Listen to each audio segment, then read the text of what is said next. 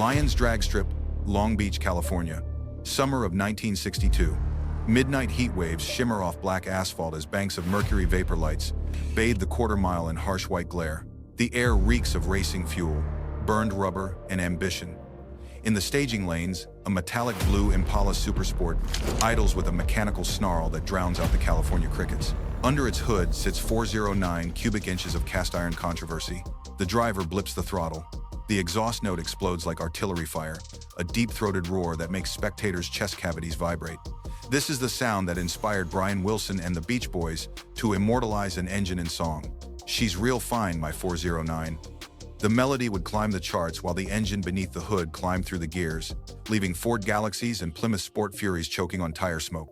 But legends are built on more than quarter-mile victories and pop songs. They're forged in the white-hot furnace of engineering ambition, tempered by corporate politics, and sometimes shattered by their own contradictions. The Chevrolet 409 was all of these things. It was the engine that saved Chevrolet's performance credibility when Ford's big blocks threatened to dominate America's drag strips. It was the power plant that gave birth to the muscle car era, proving that 1 horsepower per cubic inch wasn't just possible. It was repeatable, sellable, and absolutely devastating when the green flag dropped. Yet for all its glory, for all the magazine covers and victory lane celebrations, the 409 carried a darker truth. Mechanics whispered about it in garage bays across America. Connecting rods that snapped like twigs under sustained high revolutions per minute assault. Oil starvation that turned bearings into molten metal. Connecting rods that were not much stronger than the 283 connecting rod and would spin bearings and break under revolutions per minute. Overheating issues that transformed Sunday drives into roadside breakdowns. The very engine that dominated drag strips was simultaneously destroying itself from within. The contradiction was brutal and undeniable. At Lions Drag Strip, a 409-powered Impala could run the quarter-mile in the mid-13s, embarrassing anything Ford or Chrysler could wheel to the starting line. But in the pits afterward, crews would often find metal shavings in the oil pan, evidence of an engine consuming its own internals in pursuit of glory. Earlier, Chevy W-engine drag racers acknowledged short-shifting the W motors for best performance and longevity, a compromise that revealed the engine's fundamental limitation. This wasn't the narrative Chevrolet wanted written. In showrooms, salesmen spoke of revolutionary combustion chamber designs and unprecedented power-to-displacement ratios. The 409 HP version, achieving 1 horsepower per cubic inch, featured twin Carter AFB carburetors, a mechanical achievement that should have been pure marketing gold. Instead, it became a double-edged sword that cut both ways. Devastating on the strip, temperamental on the street. The Beach Boys sang about their 409 like a love song, and America believed every word. But while Brian Wilson crooned about dual quads and positive traction, mechanics were learning harsh truths about W-Series metallurgy and combustion chamber limitations. The engine that was supposed to establish Chevrolet's performance dynasty was already being overshadowed by its own replacement before most people even knew it existed. By 1963, just 2 years after its triumphant debut, rumors were circulating through Detroit's engineering corridors about something called the Mark IV Big Block. Development began with a 409 cubic inch version and ended with a 396 cubic inch variant. However, only the 427 cubic inch engine was ever raced. The writing was on the dynamometer charts. The 409's days were numbered, and Chevrolet knew it. The Impala at Lions Drag Strip that summer night in 1962 represented more than just another Saturday night grudge match.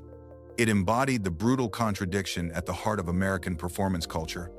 The willingness to sacrifice longevity for speed, reliability for bragging rights, engineering sense for quarter-mile glory. The 409 was never just an engine. It was a mirror reflecting America's obsession with power at any cost. Chevrolet only built 142 409-powered SS models in 1961, making them instantly rare and eternally desirable. But rarity and desirability don't erase engineering flaws. They only make them more expensive to ignore. The question that haunted Chevrolet's boardrooms and race team garages was simple yet devastating. Was the 409 the muscle car hero that launched 1,000 drag racing dreams? Or was it the flawed engine that nearly destroyed Chevrolet's performance credibility before the Mark IV Big Block could save it? The answer, like the engine itself, was far more complicated than the song suggested. The 409 was real fine, just as the Beach Boys promised, but it was never perfect. And in the unforgiving world of 1960s automotive competition, imperfection could be fatal. This is the story of how America's most famous engine became its most notorious, and why the shocking truth behind the 409's legacy reveals as much about American ambition as it does about automotive engineering. Detroit, Michigan, February 1957. The thermometer read -12 degrees, but inside General Motors Technical Center, the temperature was rising. Chevrolet Division Chief Engineer Harry Barr stared at sales reports that told a brutal story. While Chevrolet dominated total vehicle sales, Ford was stealing performance customers with something Chevrolet couldn't match: genuine big block power. The numbers painted a grim picture.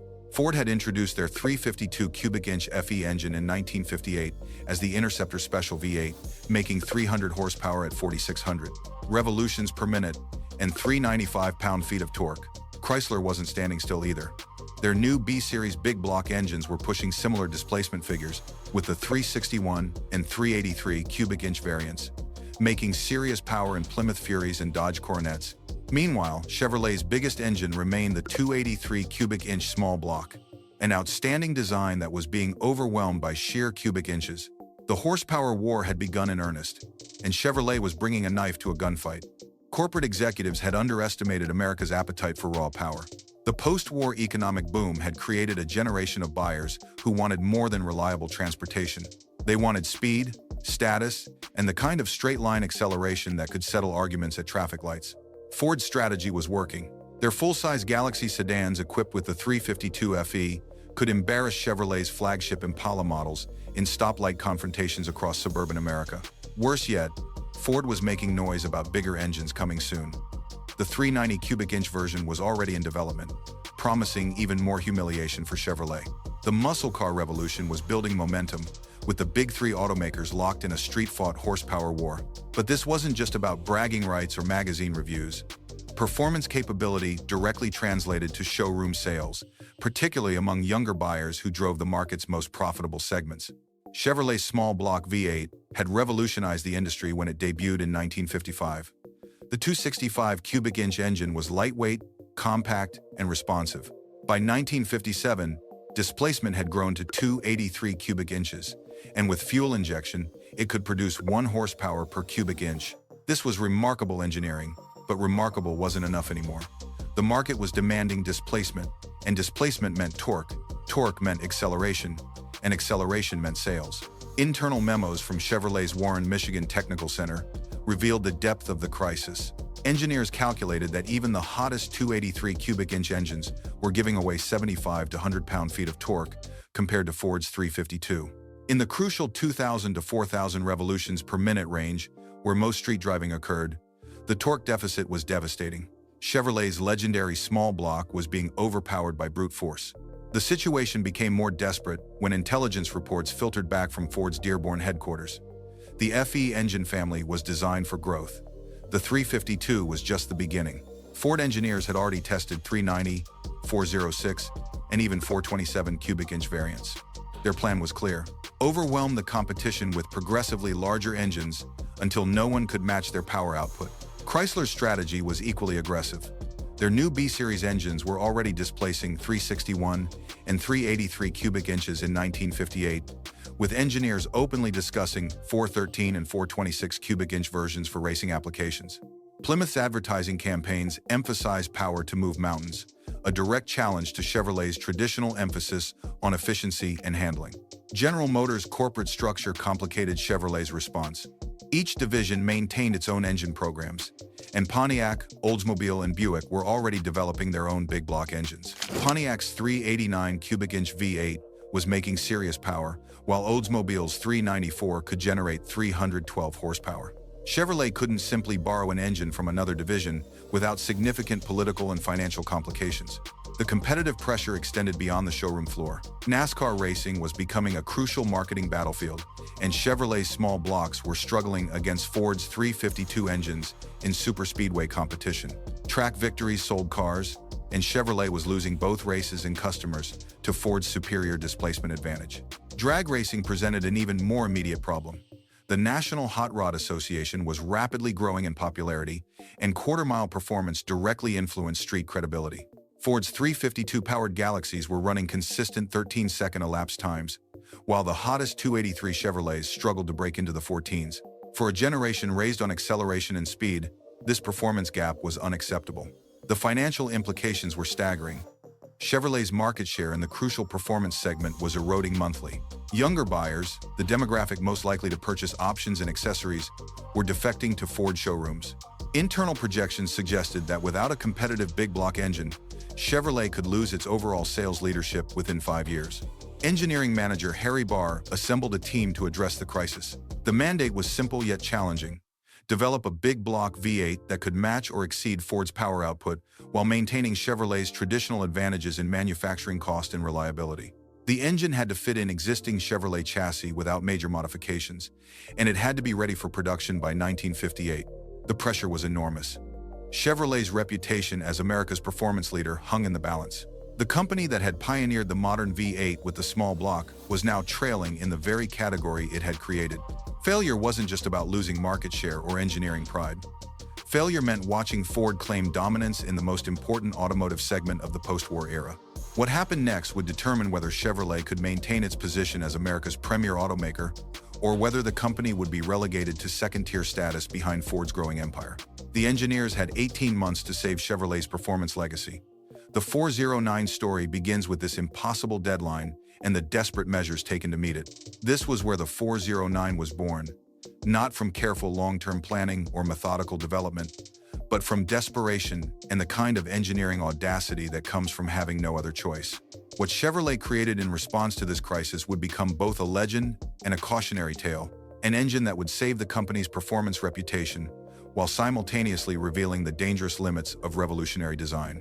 Chevrolet Engineering Building, Warren Technical Center, Michigan, October 1957. The fluorescent lights hummed overhead as engineer John T. Roush spread blueprints across a metal drafting table.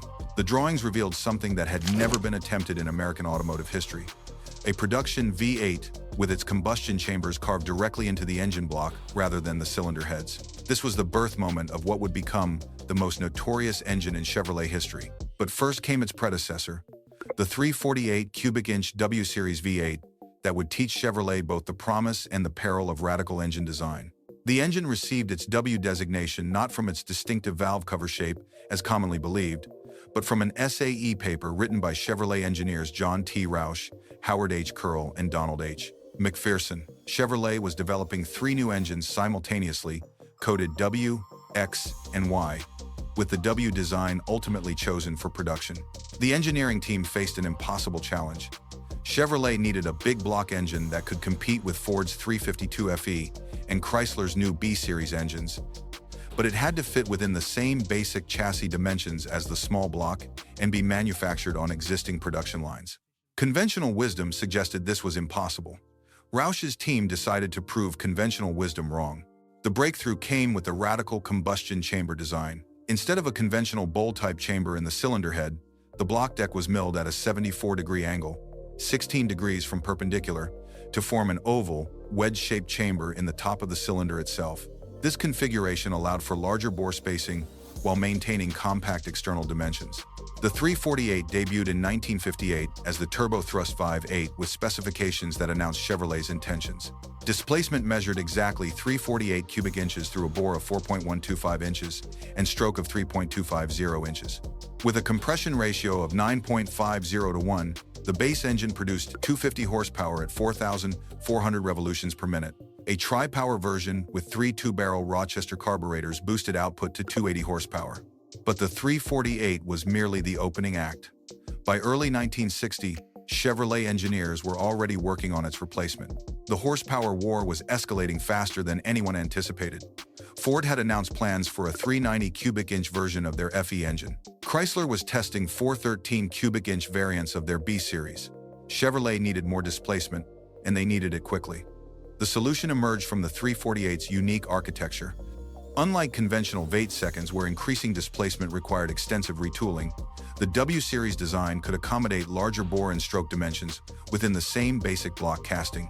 Engineers calculated that they could push displacement to exactly 409 cubic inches by increasing the bore to 4.312 inches and the stroke to 3.50 inches.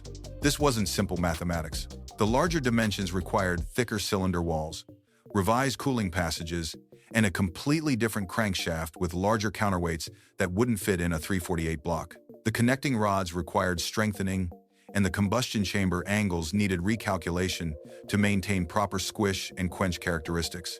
Though the 409 was officially released in December 1960, few drag racers or regular buyers saw the engine installed in a car until spring 1961. The production delays weren't accidental. Chevrolet was discovering that their revolutionary engine design carried unexpected complications. The first 409s that rolled off the Tonawanda, New York assembly line were genuinely impressive. Initially rated at 360 horsepower at 5,800 revolutions per minute and 409 pound-feet of torque at 3,600 revolutions per minute, the 1961 409 was equipped with a single Carter AFB 4-barrel carburetor. More importantly, a dual 4-barrel aluminum intake manifold was available through Chevrolet parts departments for serious racers. After only 142 engines were produced, production problems halted the 409 option until 1962. The issues weren't minor manufacturing glitches. They were fundamental problems with the engine's metallurgy and assembly processes that would haunt the 409 throughout its production life. Don Nicholson discovered both the 409's potential and its problems simultaneously. By 1961, Don was hooked on Chevys, having won the majority of his races with 348-powered 1959 and 1960 models. His B-stock 1960 Fleetmaster had won the predecessor to the NHRA Winter Nationals at Pomona.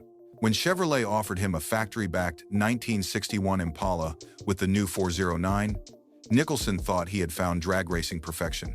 At Riverside Raceway, Motor Life magazine recorded Nicholson's best time as 13.19 seconds at 109.48 miles per hour, a performance that rocked the spectators no more than if a DC-3 had broken the sound barrier.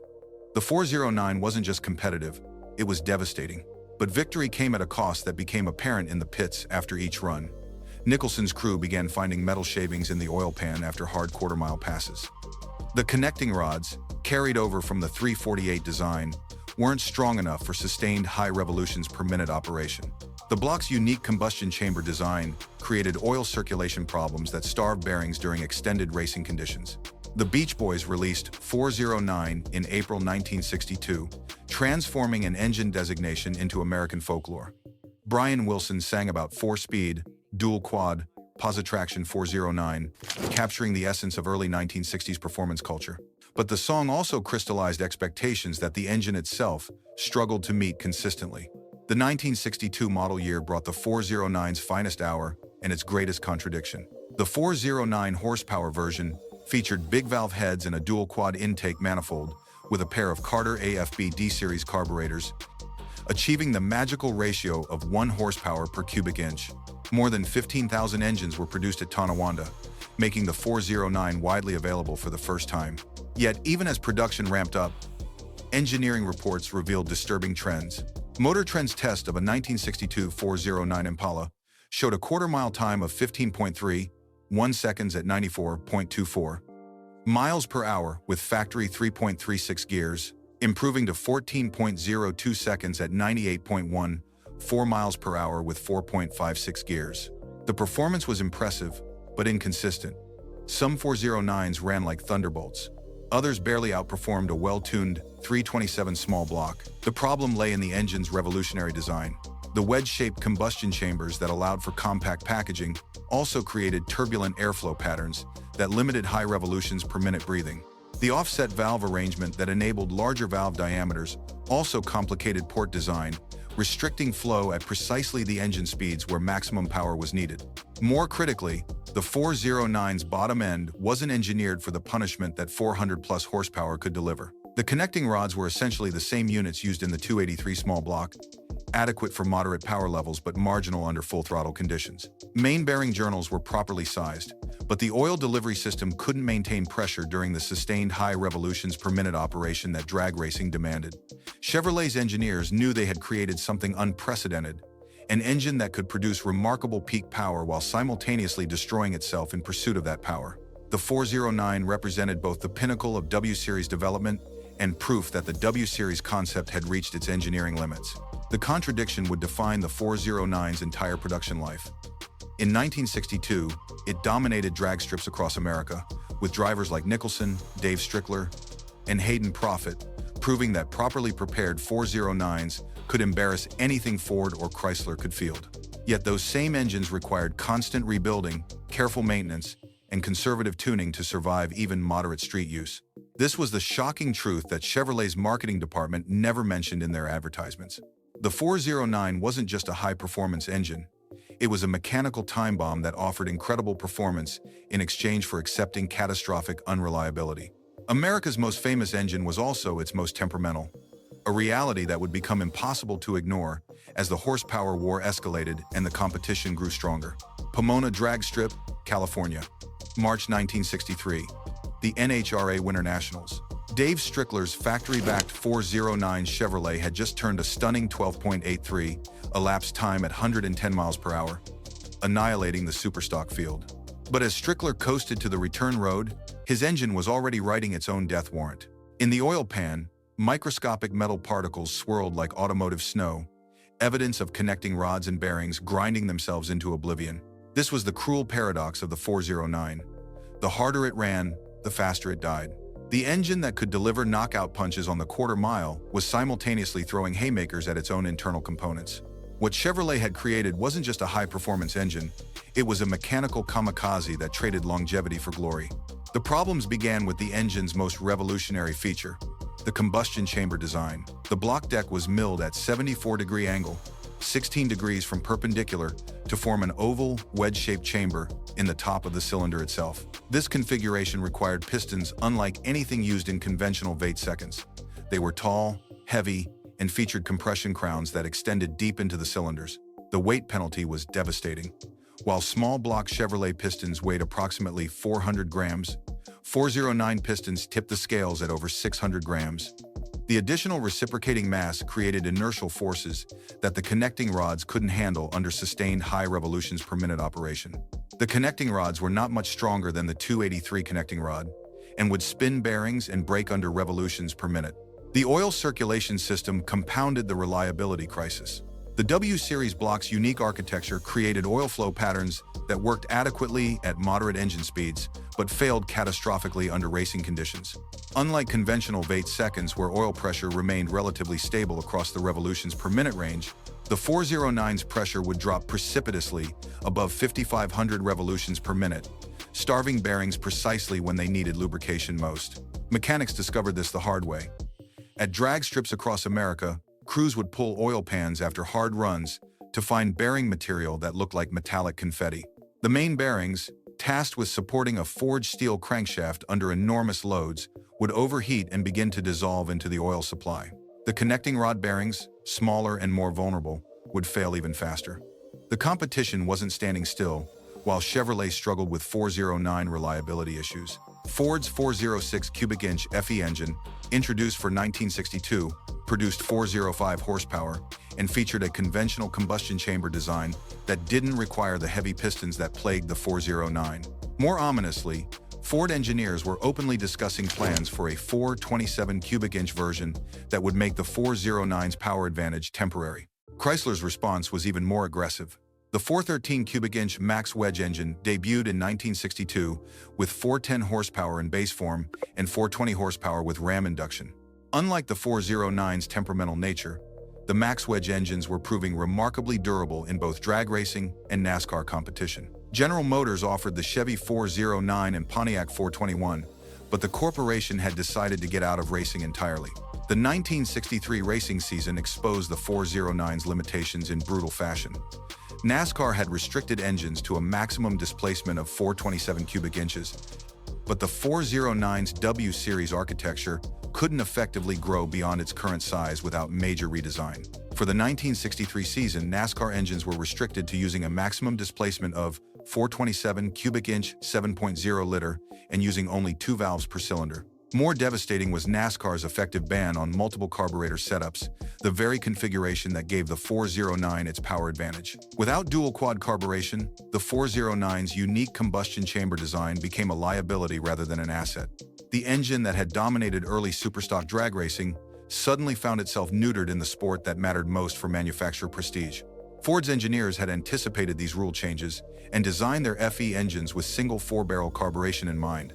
The 406 and upcoming 427 FE engines could produce competitive power with conventional induction systems. Chevrolet's 409, optimized for dual-quad operation, suffered dramatically when forced to run single carburetors. The breathing problems that had always limited the 409's high revolutions per minute potential became impossible to ignore.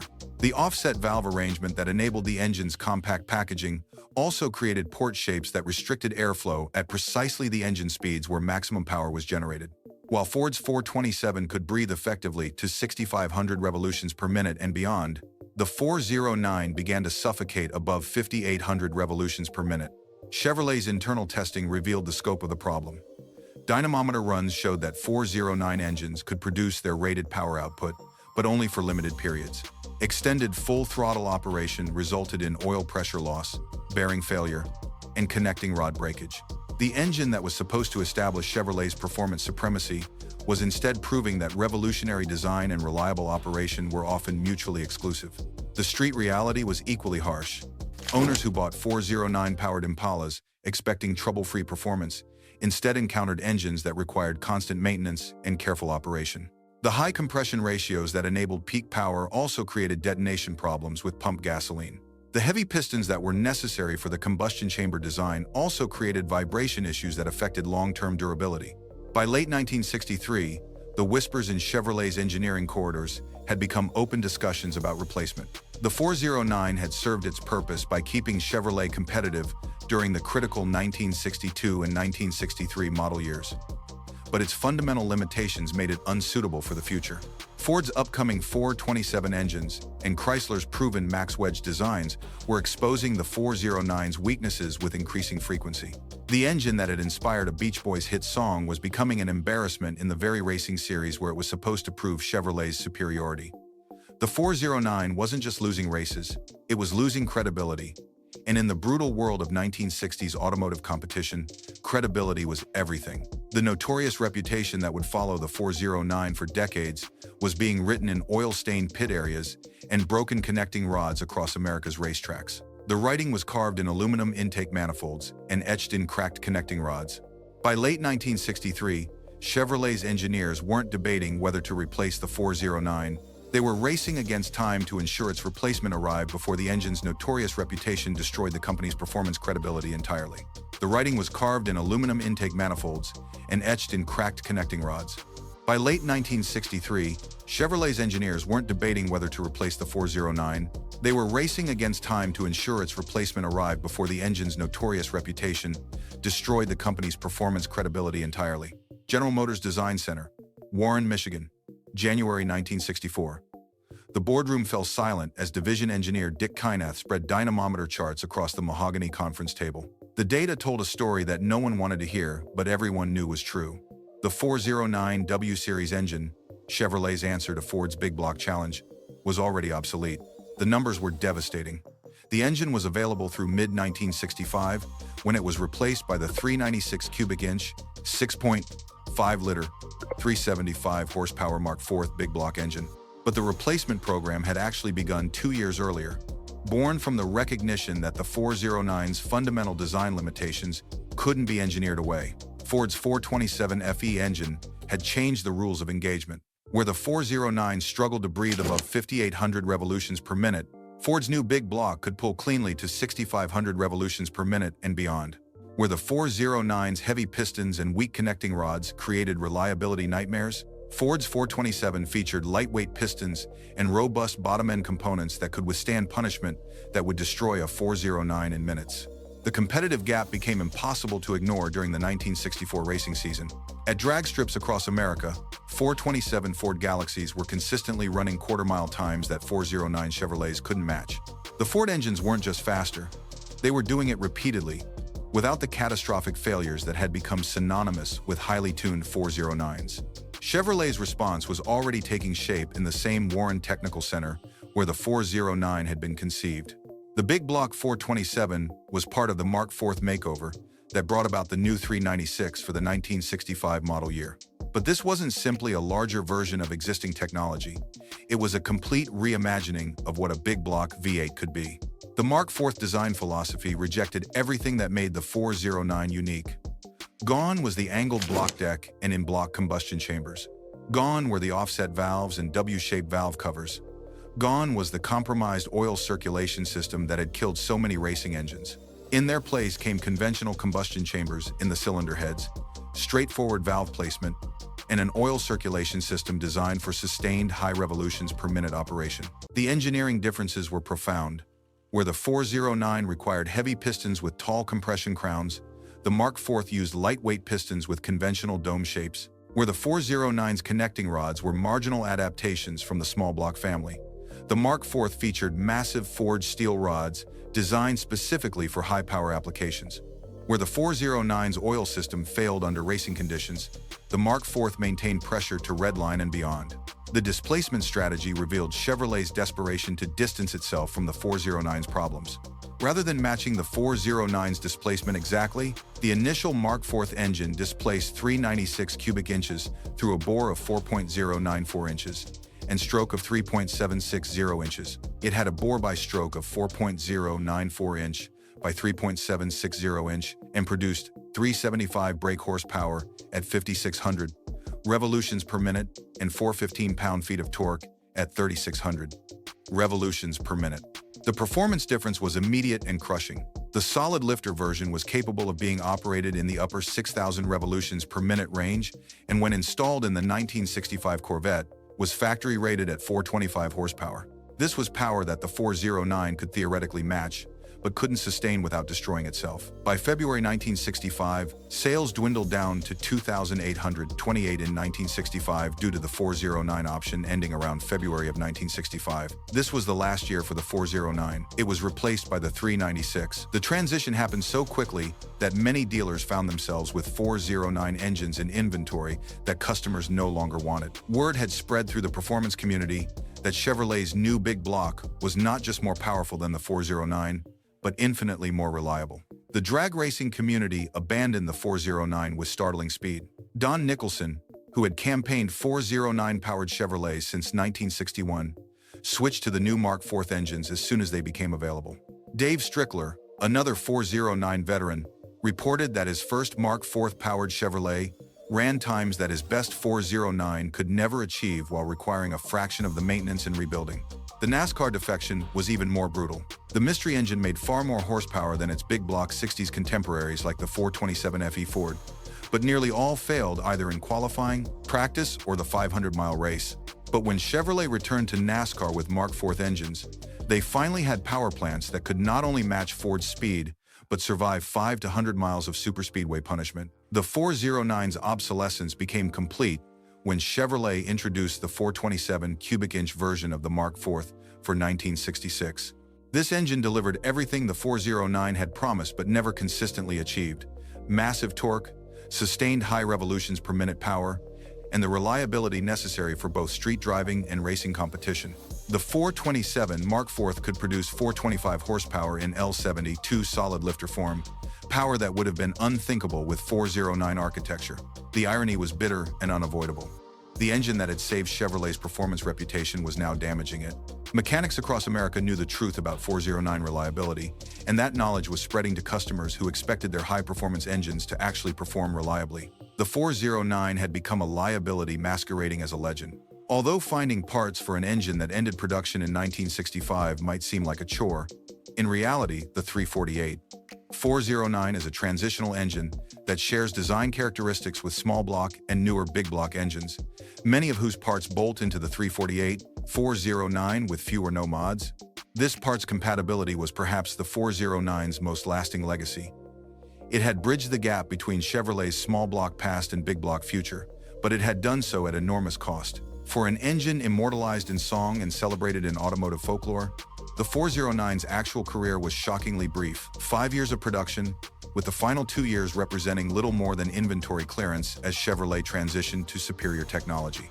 The engine that was supposed to establish Chevrolet's big block dynasty had instead proven that even revolutionary engineering couldn't overcome fundamental design flaws. The 409 was finished, but its reputation would linger like smoke in a garage bay. It had taught Chevrolet invaluable lessons about big block design, while simultaneously demonstrating the dangerous consequences of rushing revolutionary technology into production. The Notorious engine had served its purpose, but that purpose had never been longevity. It had been survival, and by 1965, Chevrolet had survived long enough to build something better. Barrett-Jackson Auction Company, Scottsdale, Arizona, January 2024. The auctioneer's gavel falls with a sharp crack that echoes through the climate-controlled pavilion. A 1964 Chevrolet Impala SS409 that sold for $121,000 at auction. One of the few remaining examples in original, unrestored condition. The crowd erupts in applause. But the real story isn't the six-figure price tag. It's the contradiction between what the 409 represented and what it actually delivered. The collector car market has transformed the 409 from a notorious engine into a coveted artifact. 1963 Chevrolet Impala SS 409 convertible sold for $121,000 at R.M. Sotheby's auction, while Barrett-Jackson regularly features meticulously restored 409 Impalas with matching numbers, engines, and complete frame-off restorations. These aren't just cars anymore.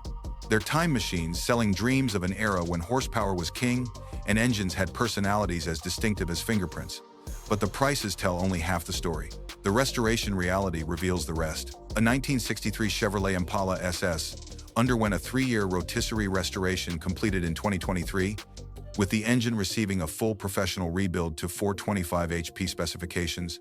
The block board .030 over, magnafluxed, honed and decked, and the crankshaft ground 10 by 10 with the rotating assembly fully rebuilt. Every major component required replacement or extensive machining, evidence of the engineering compromises that made the 409 notorious in the first place. The enthusiast community has rewritten the 409's history through the lens of nostalgia and selective memory. At car shows across America, 409-powered Impalas draw crowds of admirers who speak reverently of the engine's legendary status. They quote the Beach Boys lyrics with religious fervor and discuss quarter-mile times with the precision of biblical scholars. What they rarely mention are the oil pressure failures, the connecting rod breakages, and the countless hours of maintenance required to keep these engines running. As one of the 15,019 409 powered Chevrolets produced for 1962, Gary Anderson's immaculately restored example represents the peak of 409 production, when Chevrolet briefly achieved the marketing dream of 1 horsepower per cubic inch. But Anderson's car, like virtually every surviving 409, has been rebuilt with modern metallurgy, improved bearings, and enhanced oil circulation systems that the original engine never possessed. The gap between legend and reality becomes most apparent in the hot rod community, where 409 engines are prized for their rarity and cultural significance rather than their engineering excellence. Don the Dutchman Ur's garage find 1961 Chevrolet Impala SS 409 helped carve his name into drag racing history, but the restored version bears little resemblance to the temperamental engine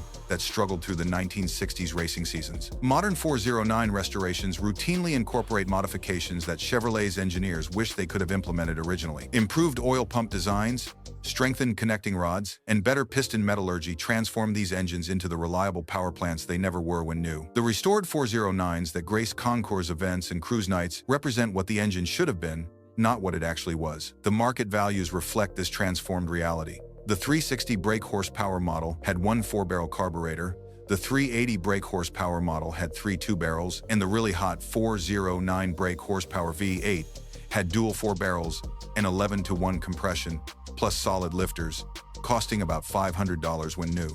Today, that $500 option represents the difference between a $30,000 Impala and a $100,000 collectible, despite the engine's notorious reputation among period mechanics. The cultural mythology surrounding the 409 has become more powerful than the mechanical reality ever was. The Beach Boys didn't sing about oil starvation or connecting rod failures. They created an anthem that captured America's fascination with power and speed, and that anthem has proved more durable than the engine it celebrated. Brian Wilson's lyrics transformed a flawed piece of engineering into an enduring symbol of automotive optimism. Yet the 409's true legacy lies not in its mechanical achievements, but in its role as a crucial bridge between eras. The engine arrived when Chevrolet desperately needed big block power to compete with Ford and Chrysler. Despite its limitations, the 409 kept Chevrolet competitive during the critical years when the muscle car market was taking shape. Without the 409's brief moment of glory, Chevrolet might have lost the performance war before the superior Mark IV big blocks could arrive to save the day. The restoration community has embraced this historical narrative while quietly addressing the engine's fundamental flaws. Modern 409 builds incorporate decades of aftermarket development that has solved most of the original reliability issues. Companies now manufacture improved connecting rods, better oil pump designs, and enhanced cooling systems that transform the 409 into the engine Chevrolet's marketing department always claimed it was. This transformation from notorious engine to beloved classic reveals something profound about American car culture. The collector market doesn't just preserve vehicles, it perfects them. The 409s that appear at Barrett-Jackson auctions and Pebble Beach concours events represent the ultimate expression of what the engine could have been with unlimited development time and modern metallurgy. They're not authentic reproductions of 1960s technology. They're improved interpretations of 1960s dreams. The prices these cars command reflect their rarity and cultural significance rather than their original engineering merit. Factory lightweight 409 race cars with aluminum body panels and special engine components represent the ultimate evolution of the platform, but even these purpose-built racing machines required constant rebuilding and maintenance that modern restorations have engineered away. The balanced truth about the 409's legacy acknowledges both its historical importance and its mechanical limitations. The engine was essential for maintaining Chevrolet's competitive position during the crucial early 1960s when the muscle car market was being defined. But it was quickly eclipsed by superior designs that proved revolutionary engineering and reliable operation didn't have to be mutually exclusive. The 409 succeeded in its primary mission, keeping Chevrolet in the performance game long enough for the company to develop truly competitive big block engines. In that sense, the Notorious reputation was irrelevant. The 409 wasn't designed to be perfect. It was designed to be temporary, a bridge between the small block era and the big block future. That it accomplished this mission while inspiring a generation of enthusiasts and a timeless pop song only adds to its legend. Today's collector market celebrates the 409 not for what it was, but for what it represented. The moment when American automotive performance shifted from efficiency to raw power, from engineering elegance to cubic inch displacement, from small block sophistication to big block brutality. The 409 was never perfect, but it was perfectly timed to capture that transformation and become immortal in the process.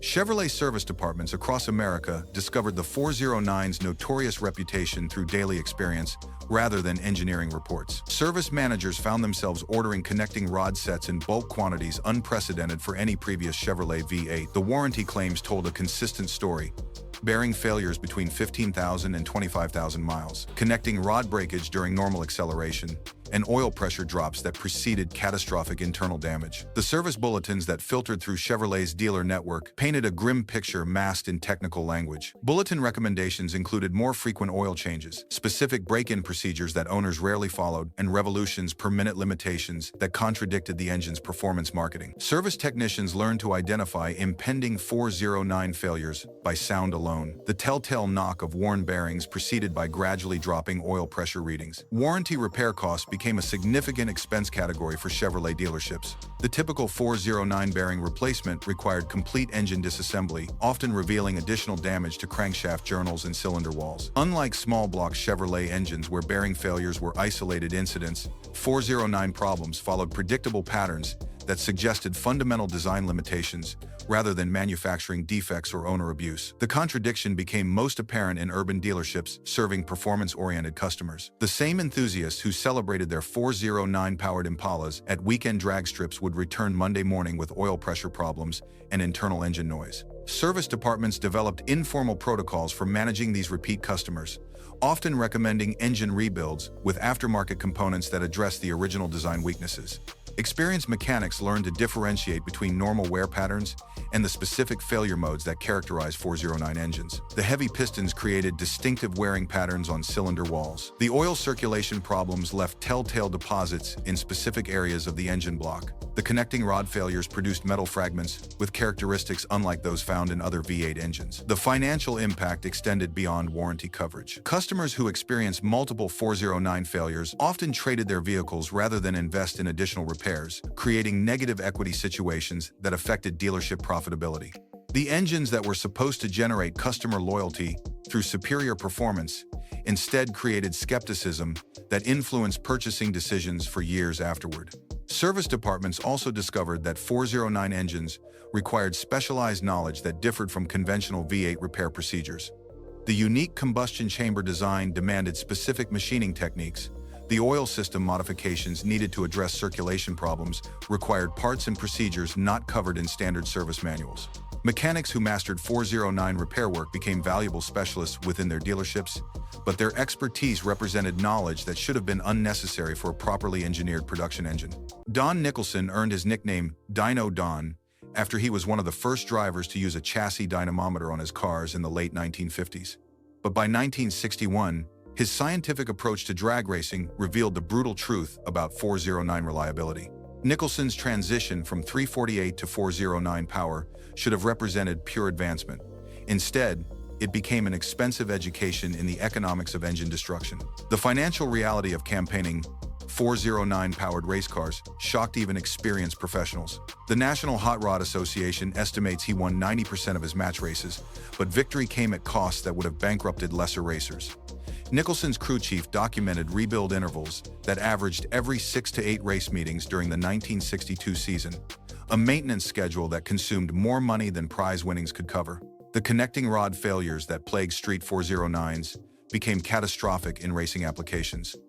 Nicholson's team discovered that sustained high revolutions per minute operation, beyond 6,000 revolutions per minute, invariably resulted in connecting rod bearing failure within 200 miles of track time. The heavy pistons that enabled the 409's unique combustion chamber design created inertial loads that exceeded the rod's capacity under racing conditions.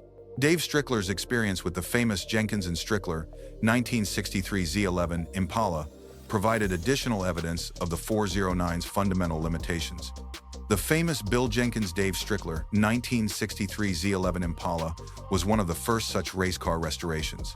The old reliable began making 11-second, 120 miles per hour runs at nostalgia events, but these performance numbers came decades after the original racing campaign, when modern metallurgy and improved components had addressed the engine's original weaknesses. During the 1963 racing season, Strickler's team maintained detailed records of 409 maintenance costs that revealed the engine's true economics. Complete engine rebuilds occurred every fourth race weekend, with connecting rod replacement required between major overhauls. The oil pressure problems that affected street engines became life-threatening in racing applications, where sustained high revolutions per minute operation created bearing temperatures that exceeded the material's capabilities. Lamar Walden's knowledge and experience with building high-horsepower Chevy W-Series 348, 409, 427, Z11 engines was legendary, but Walden's reputation was built on solving problems that shouldn't have existed in a properly engineered racing engine. His modifications represented band-aids applied to fundamental design flaws rather than enhancements to an already sound platform. The transition from 409 to Mark IV big block power became inevitable when racers calculated the total cost of competitive 409 operation. Teams that switched to the new engines reported maintenance costs that dropped by 60%, while performance increased dramatically. The 409 had taught American drag racers that horsepower meant nothing without the reliability to harness it consistently. General Motors' corporate response to 409 problems revealed itself through policy changes rather than public admissions. The 1963 racing ban, announced by GM executives in January, eliminated the company's official support for motorsports activities precisely when the 409's weaknesses were becoming most apparent. This decision protected GM from the embarrassment of factory-backed engines failing publicly while competitors gained ground.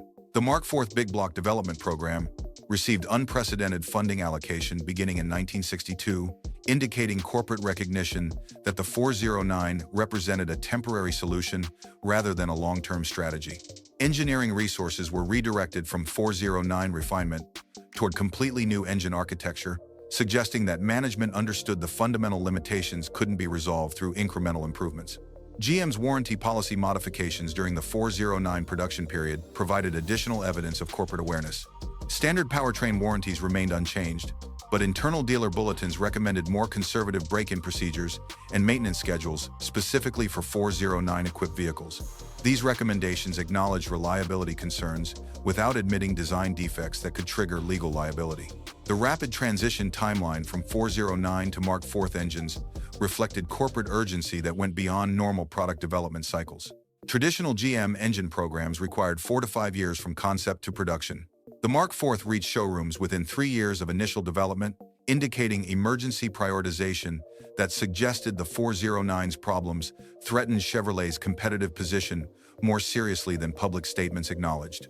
Chevrolet's marketing department received revised messaging guidelines during 1963 that shifted emphasis from raw horsepower figures to broader performance characteristics. Advertising copy began highlighting reliability and durability alongside power output, changes that reflected corporate understanding of the 409's reputation problems in the marketplace. These messaging modifications occurred without acknowledging the specific issues that necessitated them. The decision to discontinue 409 production in February 1965, months before the Mark IV 396 reached full availability, represented corporate acknowledgement that continuing 409 sales could damage Chevrolet's long-term credibility. This production gap, unusual in GM's product planning history, demonstrated willingness to sacrifice short-term sales to avoid additional warranty exposure and reputation damage. Internal engineering documentation from the Mark IV development program specifically addressed the combustion chamber design, oil circulation systems, and piston configurations that had created problems in the 409. These design specifications represented direct responses to known 409 limitations, indicating that corporate engineering leadership understood exactly what had gone wrong with the previous engine. The speed with which GM transitioned dealer service training from 409 to Mark IV engines suggested corporate desire to move past the problematic engine as quickly as possible. Service bulletins for 409 engines stopped publication in early 1965, while Mark IV technical information became available months before customer deliveries began. Ford's engineering response to Chevrolet's 409 problems became evident in the development of their own big block solutions. Early versions of the engine made use of a top oiling system, but after extensive circle track competition revealed a weakness in keeping the crank bearings protected. Also, in 1965, a switch was made to a side oiler design that sent lubricant to the crank before the valve train, solving the issue. This direct response addressed the exact oil starvation problems that had plagued Chevrolet's W Series engines. The FE's largest shortcoming early on was shaking itself apart. Main caps that worked loose in stock car racing, scattering iron, steel, aluminum, oil, and coolant all over tracks from coast to coast. Ford's engineers studied these failures alongside Chevrolet's 409 problems to develop cross-bolted main cap designs that prevented the catastrophic bottom-end failures that had become synonymous with high-performance applications of both engine families. Chrysler's Max Wedge development program demonstrated how observing competitor mistakes could accelerate superior engineering. In 1962, Chrysler introduced its new high-performance version of the 413 RB block motor, the Maximum Performance Wedge. This engine had been in development since 1959 and employed short ram induction, wherein the carburetors were fitted diagonally on the intake manifold. The 3-year development timeline allowed Chrysler engineers to study both Ford FE and Chevrolet 409 limitations before finalizing their own design. The industry's compliance with a 1957 ban on factory-sponsored racing teams lasted until about 1960, when Ford released the Special Power 352 cubic inch engine and Pontiac introduced the 409 engine and tri-power carburetor setup. Development work at Chrysler had not stopped either. This timing revealed that Chrysler had observed early 409 development and racing results before committing to their own high-performance engine specifications. The durability testing protocols that emerged across the industry during the mid-1960s directly reflected lessons learned from 409 field failures. Manufacturers began implementing extended high revolutions per minute dynamometer testing that simulated sustained racing conditions, procedures that would have revealed the 409's oil circulation and connecting rod problems before production release. These testing standards became industry benchmarks that prevented similar fundamental design flaws in subsequent engines. Warranty coverage modifications adopted throughout Detroit reflected collective industry learning from Chevrolet's 409 experience. Manufacturers began excluding racing use from powertrain warranties while simultaneously engineering their performance engines to survive racing applications. This apparent contradiction recognized that street credibility required track success, but corporate liability demanded clear legal boundaries. The rapid adoption of improved metallurgy across all manufacturers during the mid-1960s demonstrated shared understanding of the materials science limitations that had compromised early high-performance engines. Advanced connecting rod designs, improved bearing materials, and enhanced crankshaft specifications became standard features rather than optional upgrades, changes that directly addressed the failure modes that had made the 409 notorious among mechanics and racers. The song 409 was inspired by Gary Usher's obsession with hot rods, with its title referring to a 1962 Chevrolet Impala fitted with a 409 cubic inch displacement big block V8 engine. The lyrics, co-written by Wilson and Gary Usher, were practically a call to arms to head down to your local Chevy dealer and get yourself a 409 powered Impala. The song became more than entertainment. It transformed into automotive gospel that shaped American performance expectations for generations. The Beach Boys captured something profound about American automotive culture that transcended the 409's mechanical reality. "She's real fine. My 409" became a mantra for a generation that valued horsepower over reliability, displacement over durability, and reputation over engineering excellence. The song created expectations that the engine itself could never consistently fulfill, establishing a pattern where marketing mythology became more powerful than mechanical truth.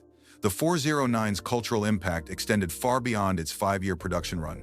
It established the template for American performance marketing, promised devastating power, celebrate cubic inch displacement, and let customers discover the compromises afterward. Muscle cars became not just vehicles but cultural phenomena, symbols of freedom and rebellion on the road.